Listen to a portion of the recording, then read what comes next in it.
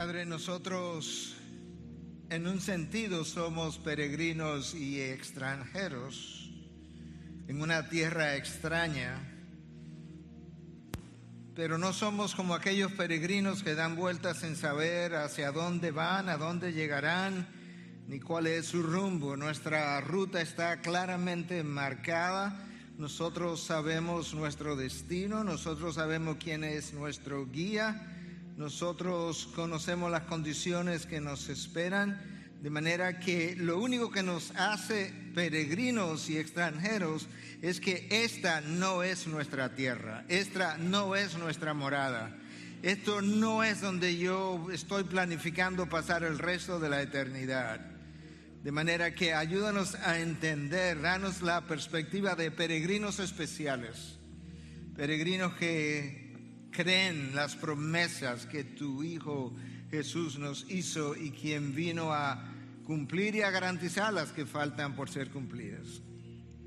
En esta mañana nosotros venimos delante de ti como personas privilegiadas de haber recibido una salvación tan grande como dice tu palabra. Nosotros somos de aquellos que disfrutan hoy cosas que personas en el pasado, incluso profetas tuyos, no pudieron ni ver ni disfrutar, ni entender. Padre, por medio de tu palabra nosotros te pedimos que tú nos abra el entendimiento, no solamente a tu revelación, sino a nuestra condición privilegiada en Cristo Jesús. Es en su nombre que te lo pedimos y su pueblo dice amén, amén. Bendiciones, podemos sentarnos. Bienvenido a la casa del Señor. Para aquellos que aún no había visto, tenido la oportunidad de saludar, que son la mayoría de ustedes. Aunque ya el pastor Luis, en representación de todos nosotros los pastores, le había saludado. En el día de hoy nosotros estamos retomando una serie que dejamos atrás, creación hace 10 meses. Esos son los caminos del Señor. Si no estamos dispuestos a ser interrumpidos, interceptados por el Señor, yo creo que no estamos listos para caminar con Él. Comenzamos una serie acerca de la primera carta del apóstol Pedro a sus seguidores, pero en eso la pandemia llegó a nosotros y entendimos por medio de la dirección del Espíritu de Dios que era tiempo de interrumpir el inicio o interrumpir esa serie en su inicio y dirigirnos en otra dirección, y entonces hicimos una serie llamada Volveos a mí, debido a que entendíamos que había una gran necesidad del pueblo de Dios de volverse a ese Dios en arrepentimiento y en búsqueda de intimidad.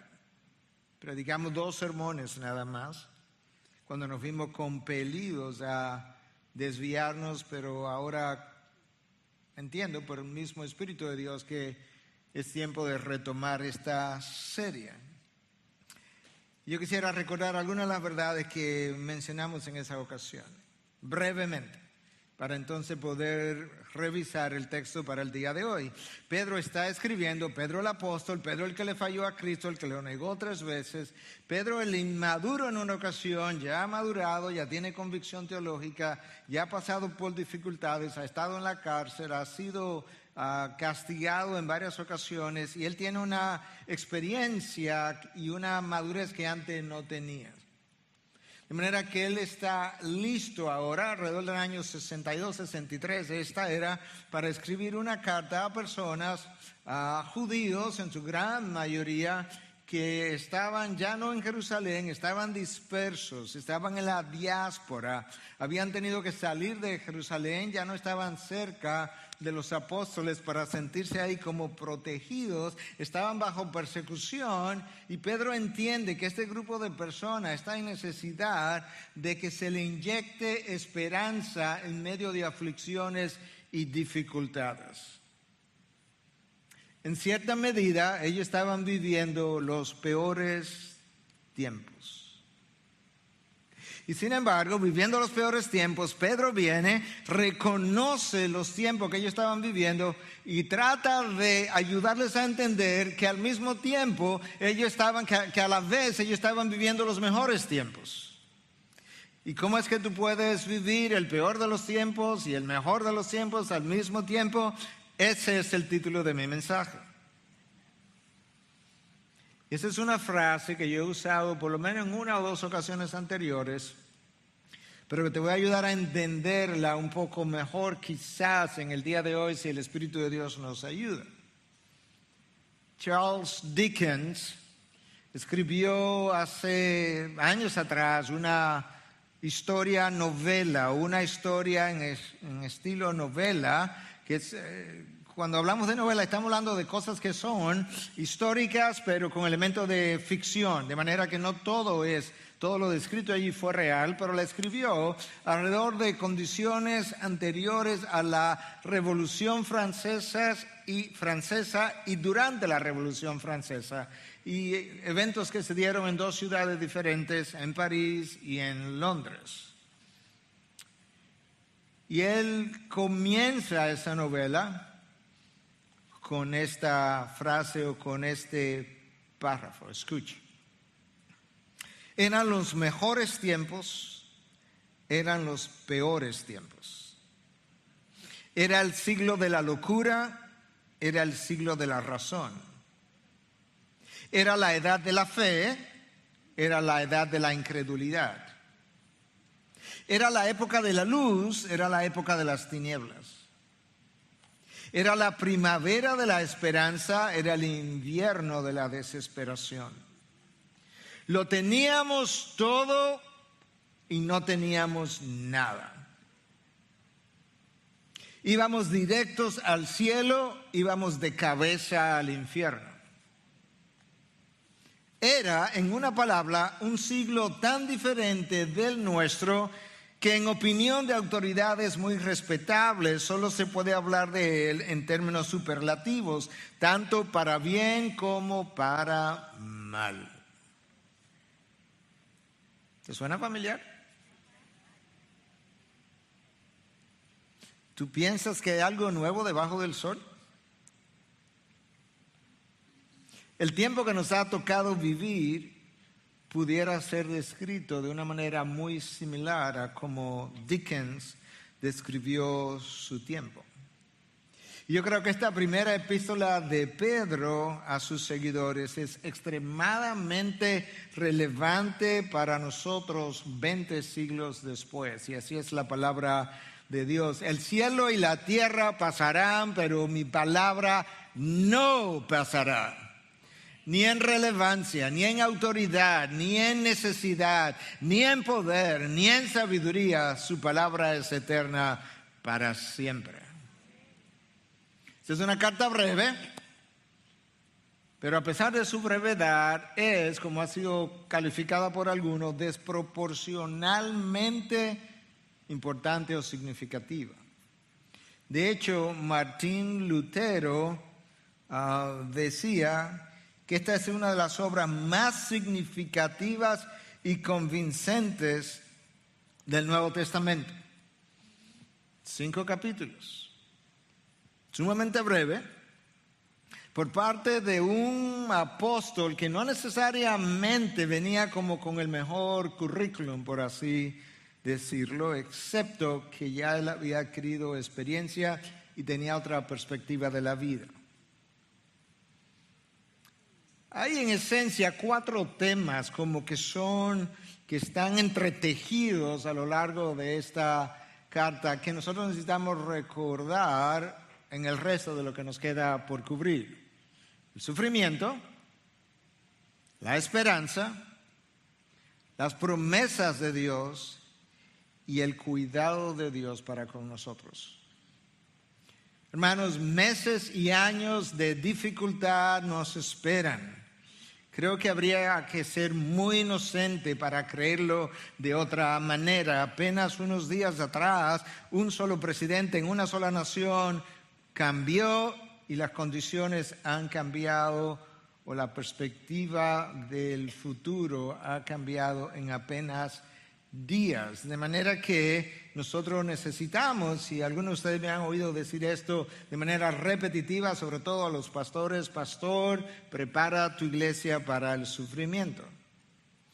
Y la única manera de perseverar siendo fiel a Dios en este mundo lleno de dolor, de sufrimiento, de distracciones, de tentaciones, de diversiones, es poseyendo una perspectiva eterna. Y ese es el título de la serie: Viviendo con una perspectiva eterna.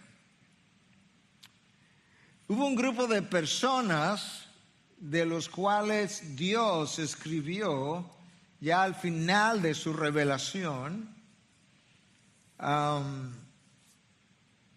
y escribió de ellos, de hecho, en el libro de Apocalipsis, pero escribió de ellos acerca de eventos que ya habían ocurrido, y Dios dice que el mundo no era digno de ellos.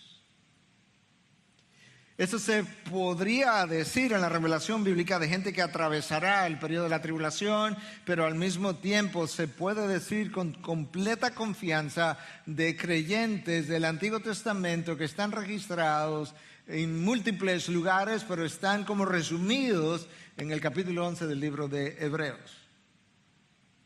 La razón para enfatizar su fidelidad es que esa gente tuvo menos revelación que nosotros. Vivió bajo un pacto de la ley con menos promesas y menos garantía, y con un intermediario inferior al que nosotros tenemos. Esa fue una generación que escuchó palabra de Dios por medio de los profetas sobre quien venía el Espíritu de Dios de manera intermitente, pero que nunca disfrutó de manera permanente la morada del Espíritu como tú y yo la tenemos. De tal forma que pensar en la fidelidad de ese grupo de personas y luego ver la infidelidad de este otro grupo con mejores condiciones, mejores promesas, mejor pacto, mejor intermediario, con mayor gracia y con la morada del Espíritu, es algo sumamente contrastante. La pregunta es: ¿cuál fue la clave de la fidelidad de esta gente? Yo creo que hay dos cosas que la pueden resumir. Una es su fe inquebrantable en un Dios que ellos llegaron a conocer de manera íntima. Le creyeron a Dios. Y número dos, su perspectiva de esta vida debajo del sol.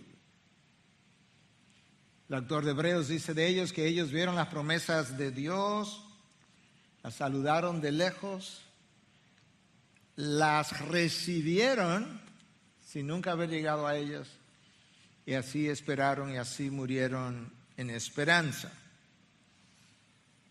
La iglesia necesita una fe probada y refinada por el fuego y una perspectiva eterna. Ahora, a lo largo de la historia se ha visto una y otra vez que cuando la iglesia ha vivido momentos sin retos, sin desafíos, sin dificultades de ningún tipo, sus miembros tienden a acomodarse y a adaptarse a la forma del mundo alrededor. En otras palabras, sus miembros tienden a mundanalizarse.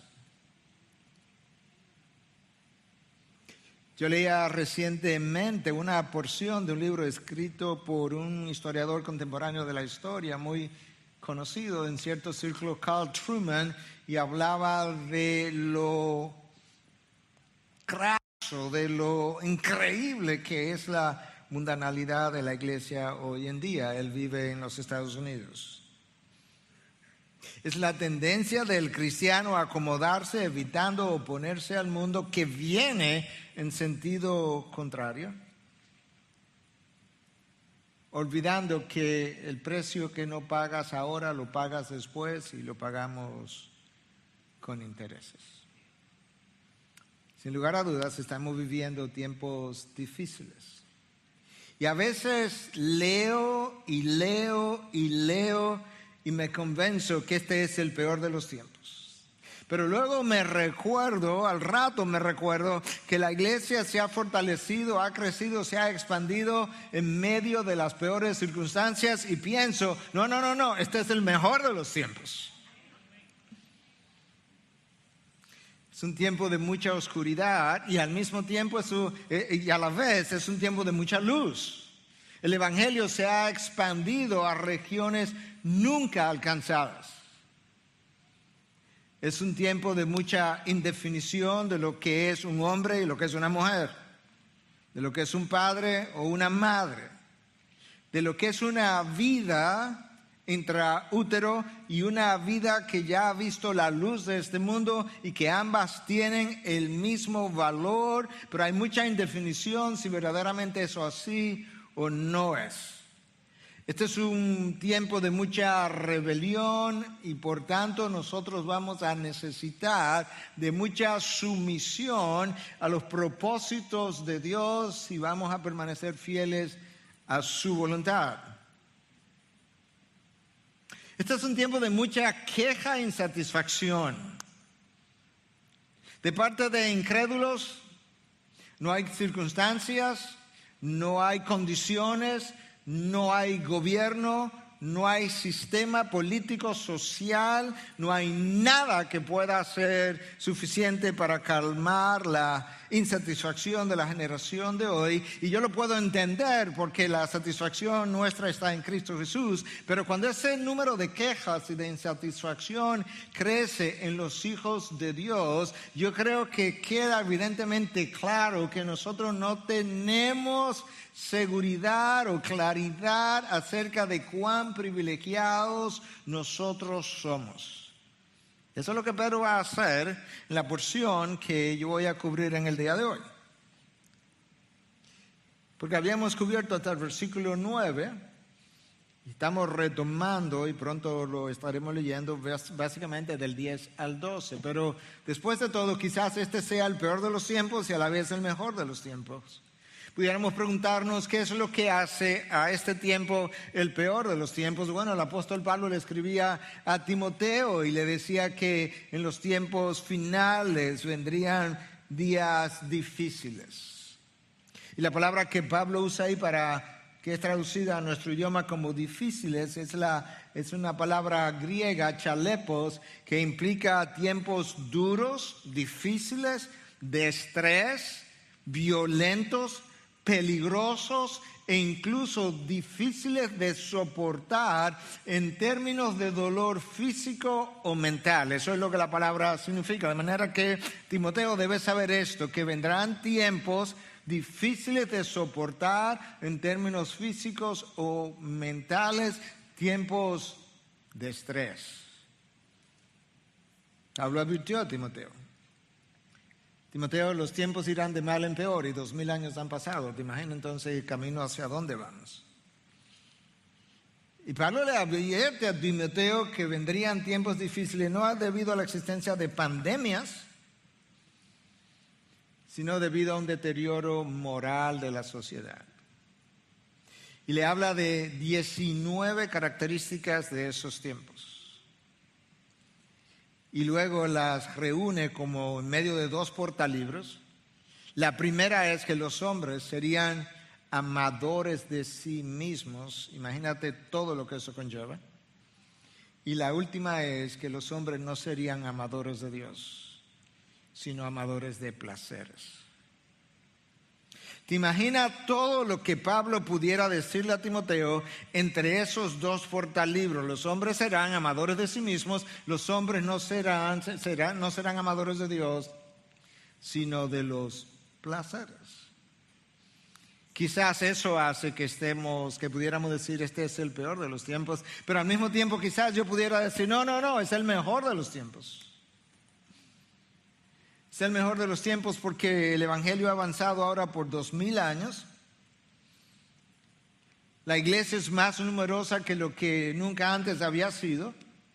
Nosotros tenemos más recursos, más Biblias, más traducciones, más versiones, más canales de comunicación, más pastores, más líderes, más seminarios, más institutos que en otro tiempo de la historia pasada.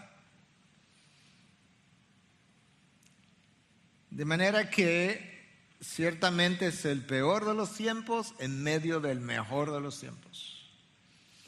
Escucha al apóstol Pedro ahora, ayudando a sus seguidores a entender.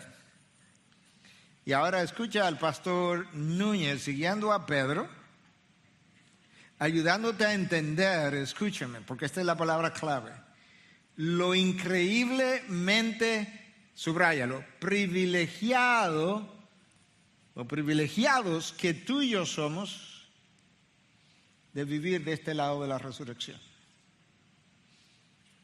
Escucha a Pedro. Pedro viene hablando de la salvación que hemos recibido. El versículo 10, primera de Pedro, capítulo 1. Acerca de esta salvación, los profetas que profetizaron de la gracia que vendría a ustedes, los profetas del Antiguo Testamento no habían recibido la gracia que vendría a ustedes, diligentemente inquirieron y averiguaron, estaban tratando de entender qué es lo que va a llegar a aquella gente, procurando saber qué persona o tiempo indicaba el Espíritu de Cristo dentro de ellos al predecir los sufrimientos de Cristo y las glorias que seguirían. A ellos, escucha, subraya esto, a ellos les fue revelado que no se servían a sí mismos, sino a ustedes. ¿Cómo? Que estos profetas fueron perseguidos, sufrieron, lo torturaron para ni siquiera servirle a su generación. No, le estaban sirviendo a ustedes en estas cosas que ahora le han sido anunciadas mediante los que le predicaron el Evangelio, esos son los apóstoles luego, por el Espíritu Santo enviado del cielo. Escuche, cosas a las cuales los ángeles anhelan mirar. ¿Usted está viendo? Que las cosas que tú y yo hemos recibido son cosas que los ángeles están. ¿Y qué es lo que está pasando allá abajo? Anhelan mirar. Pedro comienza hablando, bendiciendo a Dios en su primer capítulo, bendiciendo a Dios por la misericordia que nos ha otorgado, haciéndonos nacer de nuevo, versículos 3 y 4. Y Pedro continúa hablando de que nosotros hemos recibido una herencia incorruptible, inmaculada y que no se marchita, reservada en los cielos para ustedes. Lo que él está tratando de ayudarnos a entender son nuestros privilegios. Hemos recibido una salvación por misericordia, tenemos una promesa que está siendo mantenida, preservada en los cielos, una promesa que no puede ser marchitada, es incorruptible, nadie la puede dañar. Pero en el interín puede ser que en mi caminar, en mi peregrinar, a lo mejor yo me desvío y me pierdo del camino. Pero Pedro dice en el versículo 5, no, eso no te va a pasar porque tú estás siendo guardado por el poder de Dios. Wow. O sea que si me voy a caer, si me voy a desviar, si me voy a perder, Dios dice, ¿para dónde vas? Yo estoy siendo guardado por el poder de Dios. Y ahora Pedro continúa en estos versículos 10 al 12 hablando de esa salvación para ayudarme a entender el privilegio de vivir una vez más de este lado de la resurrección. Y lo primero que él hace es que nos ayuda a entender que estos profetas del Antiguo Testamento, ellos hablaron cosas futuras que ellos no entendían. Escucha lo que Pedro dice, que ellos anunciaron, profetizaron de la gracia que vendría a ustedes. Cuando ellos hablaron de la gracia que vendría a nosotros, se estaba refiriendo en el contexto, cuando tú lo ves en el detalle, de la persona de Cristo, quien vino lleno de gracia sobre gracia. Ellos hablaron de eso y Pedro dice, ellos aunque estaban hablando de la encarnación de ese Cristo, llegaron a hablar incluso de la resurrección y hasta de la ascensión a los cielos, ellos no entendieron a cabalidad de lo que estaban hablando. Ellos estaban proclamando un mensaje que recibían por revelación, pero ¿sabes qué? Luego tenían que ponerse a indagar, a estudiar, a inquirir y quizás hasta preguntarle a Dios en oración qué es lo que está tratando de comunicarnos. Escucha cómo Pedro lo dice: acerca de esta salvación, los profetas que profetizaron de la gracia que vendría a ustedes, diligentemente inquirieron y averiguaron. Bueno, Jesús no estaba con ellos presentes para ellos ir donde Jesús y decirle, como los apóstoles que iban donde Jesús y decían: maestro, no entendimos la parábola. Entonces, ¿qué podían hacer? Bueno, quizás un profeta tardío, como Malaquías, por ejemplo, el último de los profetas en el Antiguo Testamento, quizás comenzaba a leer profetas más tempranos. Quizás se iban al libro al Pentateuco, a los primeros 5 libros de la Biblia escritos por Moisés. Ellos recibieron revelación, pero le faltó iluminación. Ellos no entendieron cosas que hoy nosotros vemos con absoluta claridad. Nosotros tenemos, tú puedes creer, te va a sonar chocante, pero eso está claro en la palabra. Nosotros tenemos mucho más entendimiento hoy en día que Moisés, que pasó 40 días con Dios, que Elías, que Isaías, que Jeremías, que Daniel y muchos otros. ¿Te imaginas el enorme privilegio que tú y yo tenemos, no para vanagloriarnos, sino para vivir agradecidos de Dios todo el tiempo, de que estos profetas inquirieron y averiguaron de cosas que hoy tú y yo las tenemos como básicas, como doctrinas esenciales y básicas? Entonces, ¿qué era lo que estaban tratando de indagar, de inquirir, de averiguar? Bueno, Pedro nos dice en el versículo 11 cuál era el contenido de su investigación, procurando saber, versículo 11, qué persona o tiempos indicaba el Espíritu de Cristo dentro de ellos al predicar los sufrimientos de Cristo y las glorias que seguirían. Ellos hablaron del Mesías que vendría. El Espíritu de Cristo no es otra cosa que el Espíritu Santo, no es otra cosa que el Espíritu de Dios. En un par de ocasiones la Biblia habla del Espíritu Santo como el Espíritu de Cristo, y el Espíritu de Dios vino sobre mí en ese momento. Recibían revelación y estaban tratando de indagar acerca de qué persona, quién era ese realmente que vendría, quién sería ese Mesías futuro y de qué tiempos, cuándo es que va a venir, en 100 años, en 500, en 1000 años, en el tiempo en que nosotros estamos profetizando. Ellos recibieron una revelación parcial, incompleta, acerca de los propósitos de Dios. Profetas como Isaías recibieron una clara revelación acerca de la pasión de Cristo, sus sufrimientos, capítulo 52 y 53. Pero Isaías no tenía idea, o mejor dicho, no entendía a cabalidad aquello de lo cual él habló.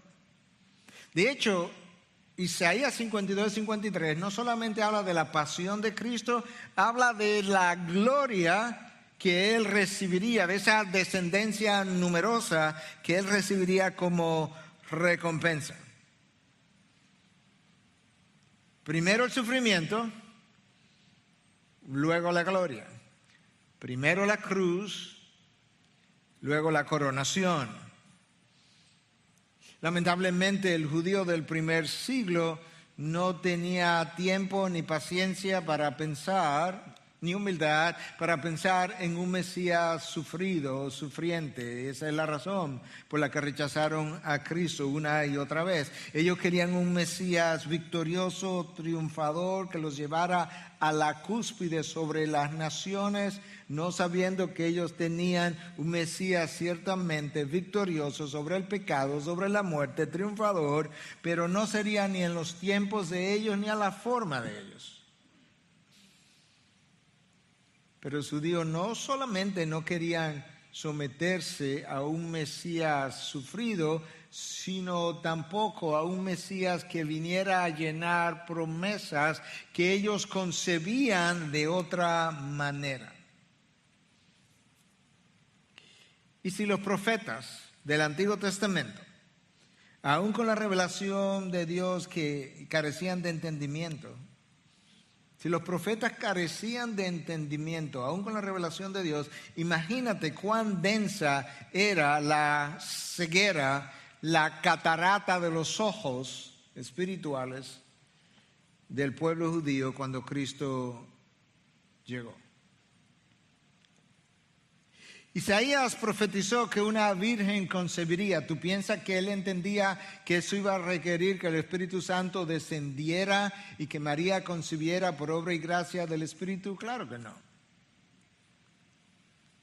Isaías profetizó acerca de que él sería Emmanuel, Dios con nosotros. ¿Tú crees que Isaías entendía que la segunda persona de la Trinidad, siendo igual a Dios, no consideraría su igualdad con Dios como algo a que aferrarse y vendría y se encarnaría y se haría hombre y se haría siervo? ¿Tú piensas que Isaías entendió eso? Claro que no. Esta gente recibió revelación, le faltó iluminación. Y sin embargo, nosotros hablamos de la Virgen y de la concepción de María por obra y gracia del Espíritu, y hablamos de Cristo como segunda persona de la Trinidad que se encarnó, y se la enseñamos a niños hoy que las entienden perfectamente. ¿Te imaginas cuán favorecidos nosotros somos? Que Isaías, el profeta mesiánico, el profeta que tuvo una visión del trono de Dios, que vio serafines, que escuchó a serafines cantar, santo, santo, santo, el profeta que tuvo sus labios cauterizados por un carbón encendido, un carbón encendido tomado por tenazas que pasaron por sus labios y fueron purificados, que ese Isaías no podía entender cosas que hoy niños entienden a cabalidad.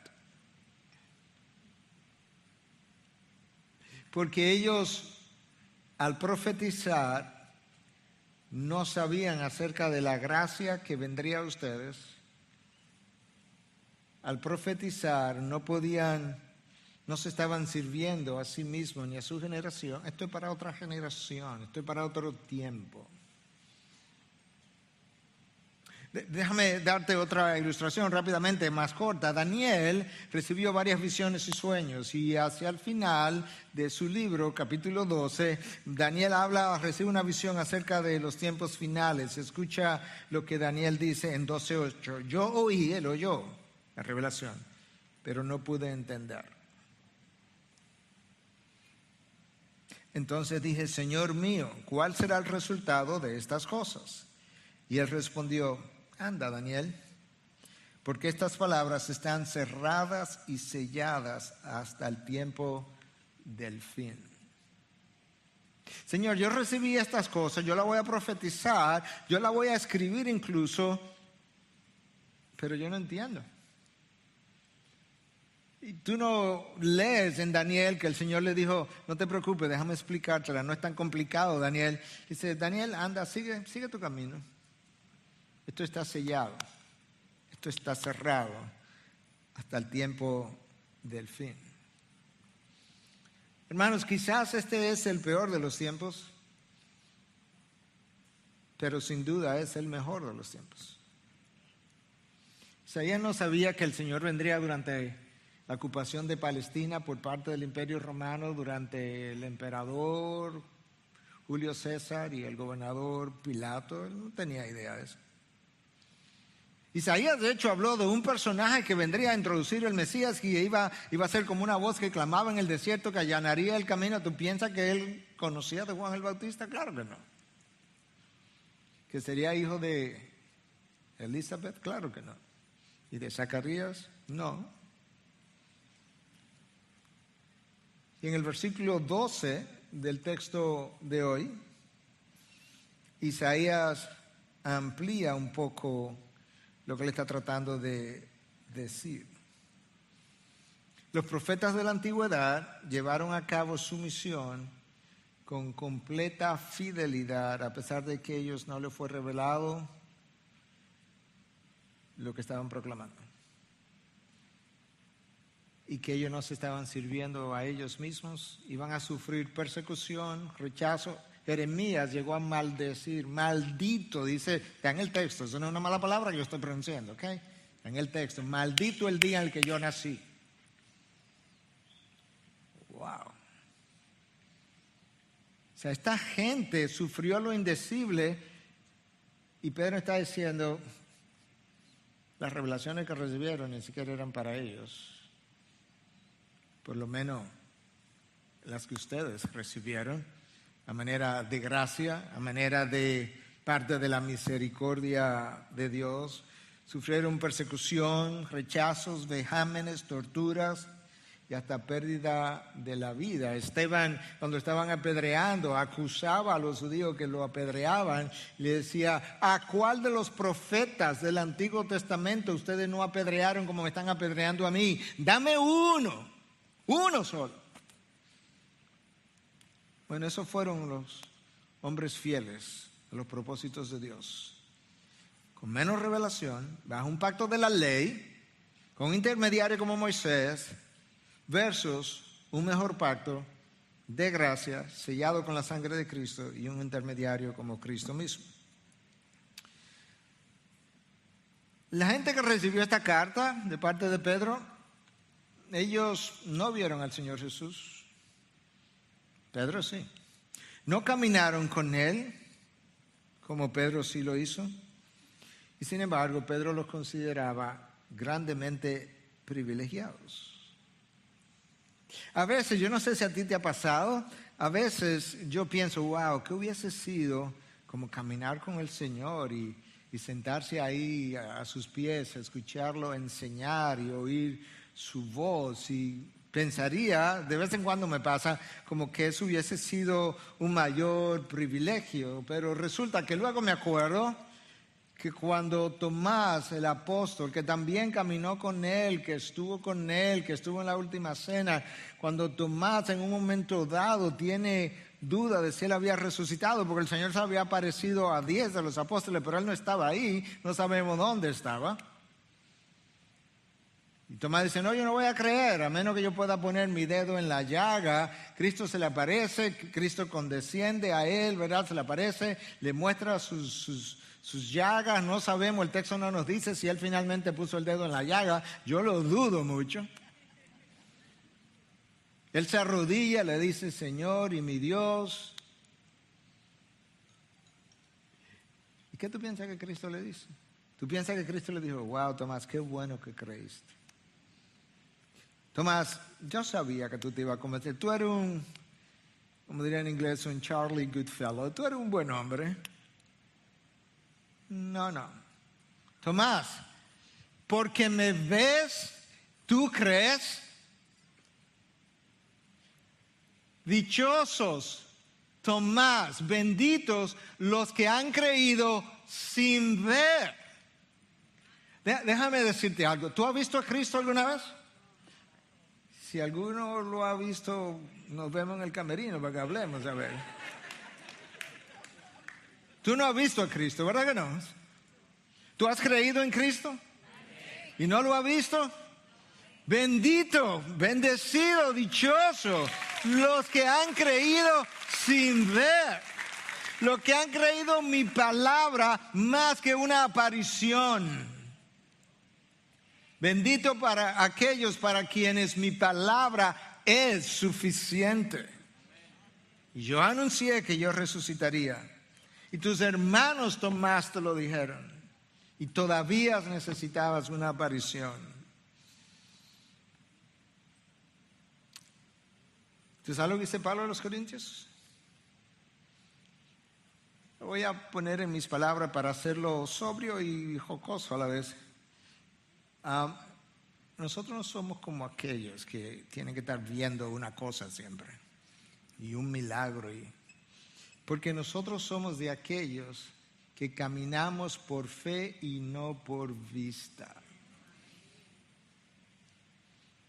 ¿Te das cuenta del valor de la fe? No es una fe ciega, es una fe en lo que Dios ha revelado. Y Pedro está ayudándonos a entender lo privilegiado que nosotros somos. Él está hablando de Cristo ahora y escucha lo que él dice. En el versículo 8, me estoy como devolviendo un momento para que tú puedas entender cómo Pedro está conectando las ideas anteriores y la que estoy desarrollando. A quien sin haber visto, nosotros, ustedes lo aman, y a quien ahora no ven, pero creen en él y se regocijan grandemente con gozo inefable y lleno de gloria. Pedro le está diciendo, nosotros, le está escribiendo a un grupo de gente, pero ahí estamos nosotros también, lo que estamos viendo de aquel lado de la resurrección. Nosotros no hemos visto a Cristo, pero le amamos. No lo hemos visto, pero le creemos. Y no lo hemos visto, pero nos regocijamos con gozo inefable y lleno de gloria. Eso requiere una fe extraordinaria. De hecho, no solamente una fe extraordinaria, requiere de una fe sobrenatural. Y honestamente, ese es el tipo de fe que tú y yo hemos recibido. Una fe sobrenatural dada por el Espíritu de Dios por gracia para creer sin haber visto. ¿Y cómo nos fue dada esa fe? Cuando el Espíritu de Dios viene a morar dentro de nosotros. Ahora déjame hacerte una pregunta. ¿Tú te imaginas? Fue un privilegio grande, enorme, haber estado al lado de Cristo. Cuando la segunda persona de la Trinidad bajó, se encarnó. Pero ¿tú no crees que es un privilegio igual que la tercera persona de la Trinidad, con el mismo rango que la primera y la segunda, haya venido y haya hecho morada dentro de ti? ¡Wow! Esta es una ilustración que hemos usado otras veces, algunos de ustedes la recordarán, pero tú prefieres un entrenador que viene a tu casa o tú vas donde él y él te entrena desde afuera, o prefieres un entrenador que pueda meterse dentro de ti y entrenarte desde adentro. Creo que la respuesta es obvia, ¿verdad? Bueno, tú tienes el entrenador, el Espíritu de Dios, dentro de ti, haciendo lo que de otra manera no pudiera hacer fuera de ti. ¿Entiendes? Esa es la razón por la que Dios nos ha dado el Espíritu, para que podamos obedecer, creer, amarle, esperarle, ser sostenido en medio de la dificultad, porque se requiere de algo sobrenatural dentro de ti para perseverar.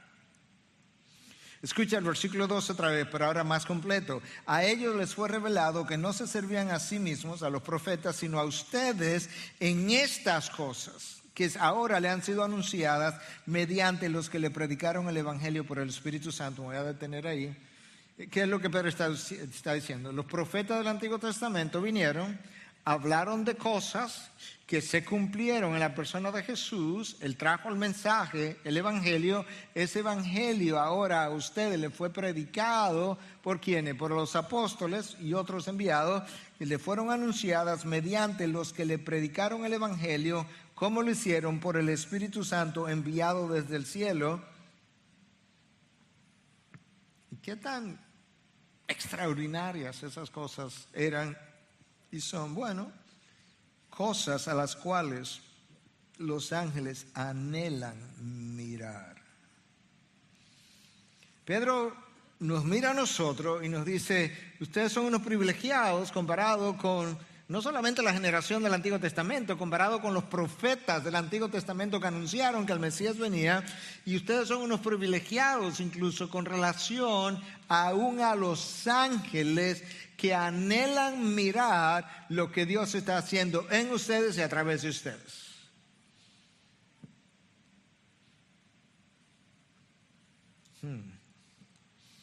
¿Y a quiénes servían esta gente? No a ellos. Yo me pregunto si nosotros fuéramos tan fieles, sabiendo que si yo fuera un pastor tan fiel, sabiendo que yo estoy predicando no para una generación dentro de 700 años. En serio. O sea, que yo no lo voy a ver. Ni los hijos de los que están aquí lo van a ver. Ni los nietos, ni los bisnietos, ni los tataranietos. Los chornos, no sé qué le dicen, a la quinta generación. Ni eso, no, dentro de 700 años. Ahora, Pedro quiere que yo pueda entender todavía más la gracia que tú y yo disfrutamos de este lado de la resurrección cuando ángeles, ya no los profetas del Antiguo Testamento, no, ángeles anhelan ver cosas pertenecientes a nuestra salvación. Escucha cómo la Nueva Traducción Viviente traduce esta última parte del versículo 12 del texto de hoy. Todo es tan maravilloso. Yo pondría ahí extraordinario, sobrenatural, increíble, que aún los ángeles observan con gran expectación cómo suceden estas cosas. Los ángeles no son omniscientes. Los ángeles no conocen todo lo que Dios va a hacer, ni entienden de antemano todo lo que se está haciendo. De hecho, mira cómo Pablo explica a los efesios cómo los ángeles están esperando para acabar de entender. Efesios 3:10. De este modo, la infinita sabiduría de Dios, ese es el problema. Los ángeles son finitos, nosotros también, pero la sabiduría de Dios es infinita. La infinita sabiduría de Dios puede ser dada a conocer ahora por medio de la iglesia, eso somos nosotros. ¿A quiénes? ¿A quiénes es que Dios le está dando a conocer acerca de su infinita sabiduría a través de la iglesia? A los principados y potestades en los lugares celestiales. La iglesia es el aula de clase de los ángeles. Dios es el maestro. Es como Gabriel, profe, una pregunta, no entendí. Y nosotros somos como espectadores o estudiantes. Los ángeles son seres privilegiados, no hay duda de eso. Sin lugar a duda, viven en la presencia de Dios. Pero Pedro está hablando de una perspectiva que me da a entender, no es que el privilegio tuyo es mayor que el privilegio de los ángeles, porque ellos están viendo cosas pertenecientes a la salvación que tú has recibido. Piensa en alguna de estas cosas, en la medida que vamos como resumiendo. Los ángeles cayeron, un grupo de ángeles cayeron. Pero ¿sabes qué? No le ofrecieron salvación. De hecho, un grupo de ellos está en prisiones de oscuridad. Y a nosotros sí se nos ofreció salvación. El Hijo de Dios no fue a una cruz a morir para redimir ángeles, pero estuvo dispuesto a ir a la cruz para redimirnos a nosotros. Hizo por nosotros lo que no hizo por ángeles. ¿Por qué? Yo no sé.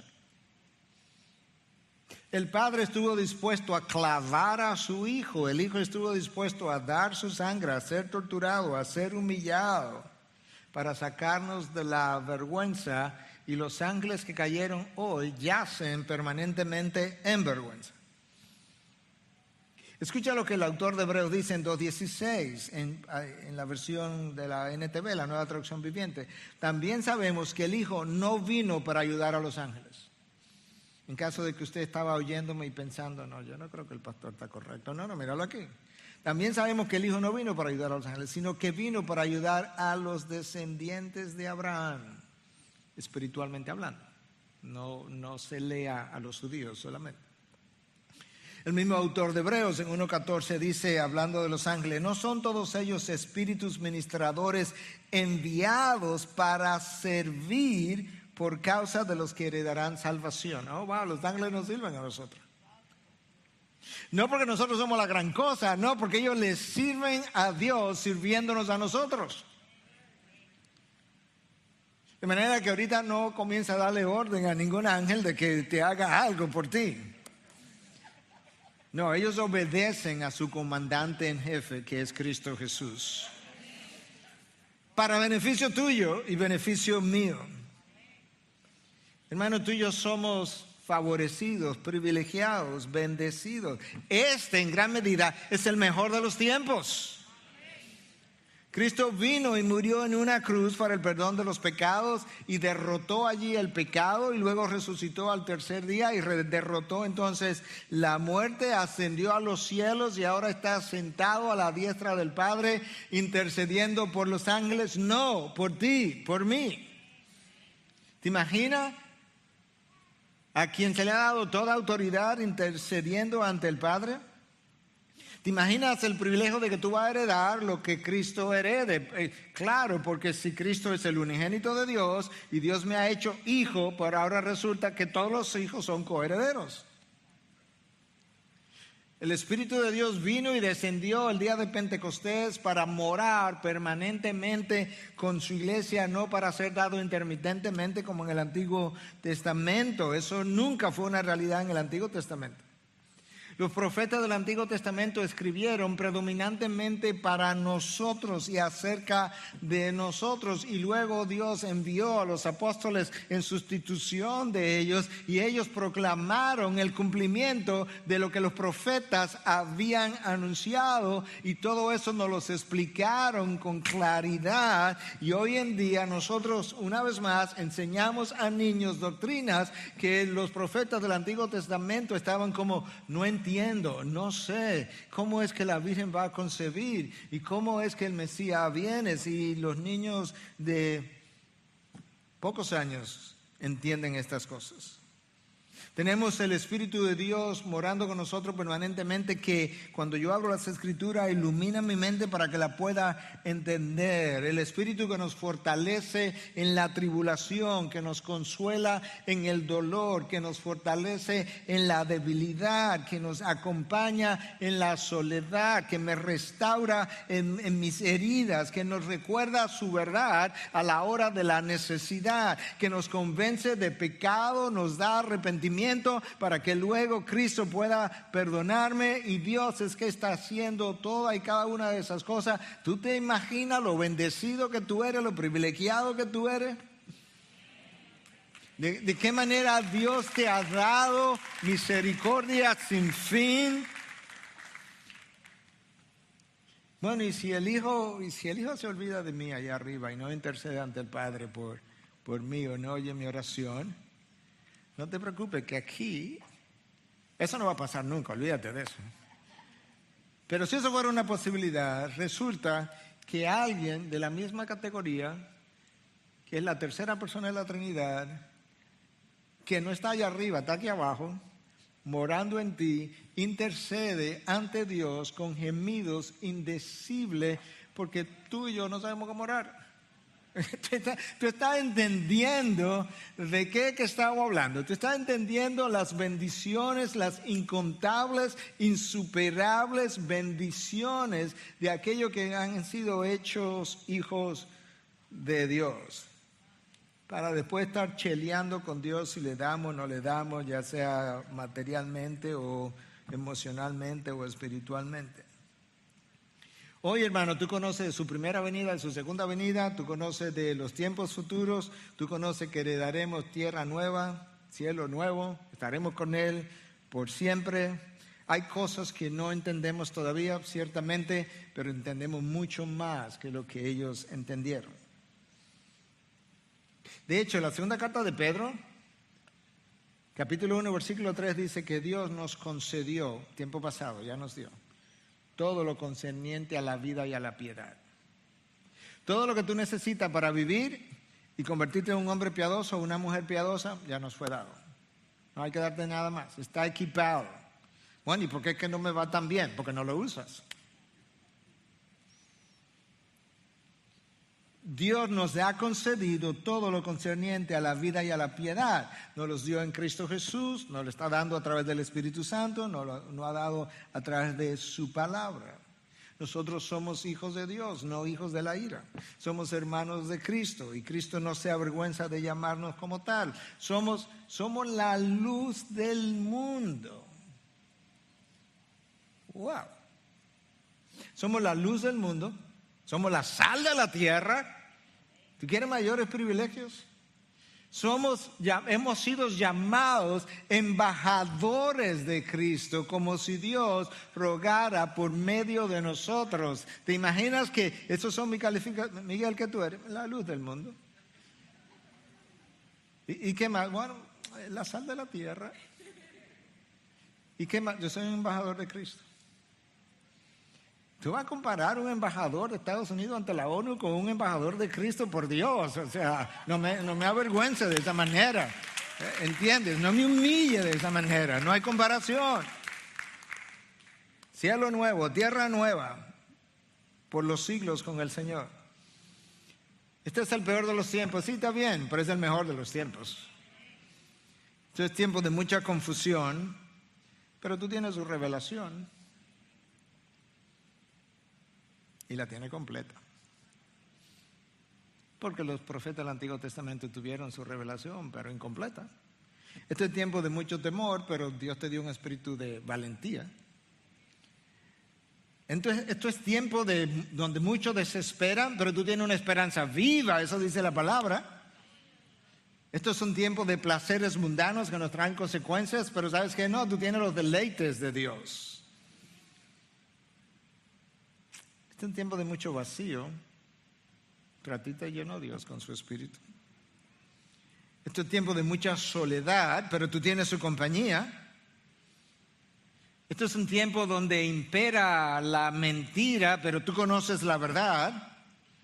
Este es un tiempo de pandemia, pero no de pandemonio para nosotros. Nosotros no estamos confundidos, atemorizados, amedrentados. Pandemia sí, pandemonio no. Estos son tiempos caóticos, pero no fuera de su providencia. Tiempos caóticos, pero no fuera de su providencia. Tiempos de personas desenfrenadas. Los hombres serán implacables, sí, pero no fuera de su control. En fin, este es el peor de los tiempos en el mejor de los tiempos. Regocíjate, alégrate, dale gracias a nuestro Dios. Sométete a su voluntad, celebra tu salvación, proclama su mensaje, espera con alegría, ten esperanza, es viva tu esperanza. Cree su palabra, no necesitas apariciones, ya tenemos más que apariciones, tenemos la palabra de Dios en su totalidad, como Dios entendió que la necesitamos y nos ha dado todo para la vida y la piedad. Y aún así te vas a quejar, y aún así vas a estar insatisfecho, y aún así quieres más. No, en buen dominicano no puede ser tan gandío, ya tú tienes más que lo que pudiera esperar o pensar o imaginar. Dios te ha dado mucho más de lo que puede pensar o imaginar por medio del poder del Espíritu de Dios que mora en ti y por medio de Cristo Jesús en quien tú estás. Recuerda esa frase, en Cristo. Con esto cierro ya, rapidito. Cuando un predicador dice ya cierro, no le crea mucho porque usualmente están comenzando de nuevo, pero créeme ahora. Pablo usa la frase en Cristo, su equivalente, 76 veces en sus cartas. De manera que cuando Dios te ve, literalmente te ve en Él. ¿Tú sabes el privilegio que es ese? Que no hay un solo momento en que Dios Padre pudiera verte fuera de Cristo. Tú estás en Cristo o no estás. Pero si naciste de nuevo, estás en Él por el resto de la eternidad. Padre, gracias. Padre, gracias porque tus bendiciones son incontables, son inimaginables. Ayúdanos a recordarlas. Oh Señor, solo en Cristo nosotros tenemos lo que tenemos. Tenemos bendiciones que los profetas anhelaron ver, entender, que niños hoy entienden. Tenemos bendiciones y cosas que está haciendo hoy en la iglesia, a través de la iglesia, que todavía los ángeles que están en tu presencia anhelan ver. Oh Dios, gracias por un favor tan inmerecido. Gracias por tu Hijo. Hijo, gracias por tu vida. Espíritu, gracias por tu poder. En el nombre de la Trinidad hemos orado, predicado y esperamos para la gloria del Hijo. Amén, amén. Bendiciones. Gracias por acceder a este recurso. Espero que haya sido de gran bendición para tu vida. Te sugiero que te suscribas a este canal de forma que tú puedas recibir notificación la próxima vez que hayamos subido un nuevo recurso que pueda servirte de instrucción y bendición.